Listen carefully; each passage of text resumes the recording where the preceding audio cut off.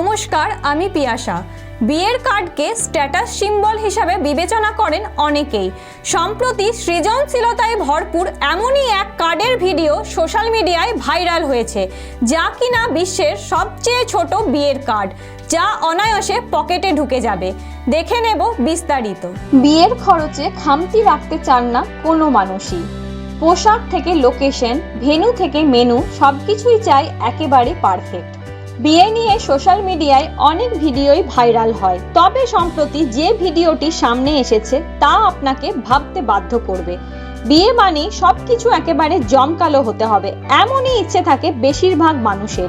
বিয়ের অনুষ্ঠানে কার্ড একটা বিশেষ তাৎপর্য রাখে।